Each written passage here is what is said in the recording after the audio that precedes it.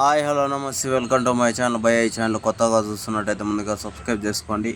అలాగే నేను చెప్పే వీడియో నచ్చితే మాత్రం అందరికీ షేర్ చేయండి భయ. అయితే ఈరోజు మన టాపిక్ వచ్చేసి మన సరిపోదా శనివారం రివ్యూ అయితే చెప్పబోతున్నాను భయ. నిజానికి సినిమా కాన్సెప్టే చాలామంది కనెక్ట్ చేసుకోలేరు భయ. సినిమా అయితే ఖచ్చితంగా బాగాలేదు. అయితే మ్యాటర్ ఏంటి అంటే కథ విషయంలోకి వస్తే వాళ్ళ అమ్మ వీడు ఎక్కువ గొడవలకి అంటే నాని క్యారెక్టర్ని చిన్నప్పుడు చూపించడం జరుగుతుంది.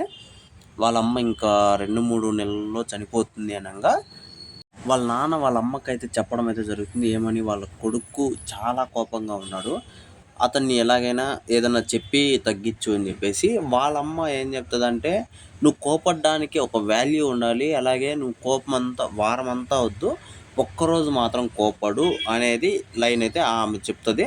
ఆ వారం ఏది అని చెప్పేసి మనోడికే హీరోకి వదిలేస్తుంది. అయితే సడన్గా వాళ్ళ అమ్మ చనిపోతుంది. అయితే ఈ డ్రామాలో ఇంకో డ్రామా ఏంటి అంటే, హీరో వాళ్ళ అమ్మకి ఒక తమ్ముడు అయితే ఉంటాడు. ఆ తమ్ముడు వాళ్ళ భార్యను రోజు కొట్టి, అంటే హీరోయిన్ వాళ్ళ అమ్మని రోజు కొట్టి ఇది చేస్తుంటే మన హీరో వాళ్ళ అమ్మ వచ్చి హీరోయిన్ వాళ్ళ అమ్మని హీరోయిన్ని ఒక వేరే ప్లేస్కి అయితే పంపించేస్తుంది. దాంతో మనోడు అంటే హీరోయిన్ వాళ్ళ ఆయన వచ్చి ఎక్కడ అంటే నా ఫ్యామిలీ ఎక్కడ ఉంది చెప్పు అని చెప్పేసి అడుగుతూ ఉంటాడు.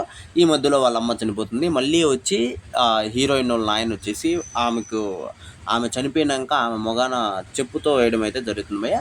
అప్పుడు హీరోకి ఒక ఎలివేషన్ షాట్ ఇస్తాడు భయ్య. అది సూపర్ అనిపిస్తుంది. ఏంటంటే ఆమె కొంగు వచ్చేసి అంటే చీర తన చేతిలోకి పడుతుంది. ఓ ఇదే కరెక్ట్ రోజు అని చెప్పేసి అప్పటి నుంచి నాని అన్న శనివారాన్ని కొంచెం కాన్సెప్ట్గా పెట్టుకుంటాడు.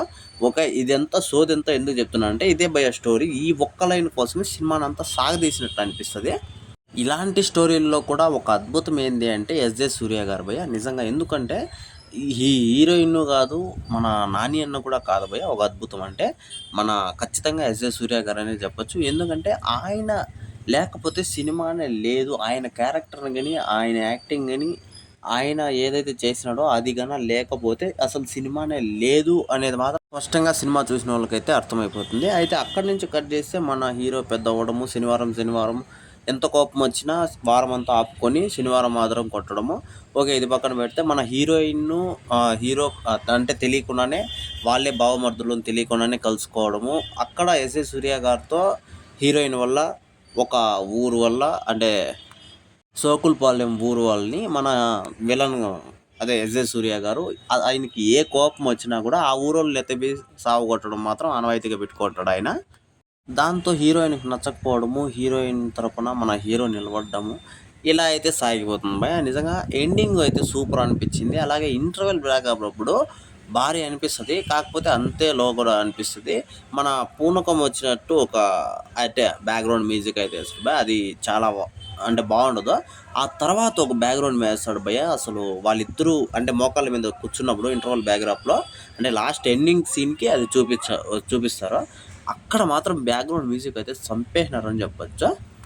ఏదేమైనప్పటికీ సినిమా అయితే బాగాలేదు భయ్య. ఖచ్చితంగా అయితే నాకైతే నచ్చలేదు. నాకైతే ఎవడు సినిమా చూసినట్లు అనిపించింది ఖచ్చితంగా.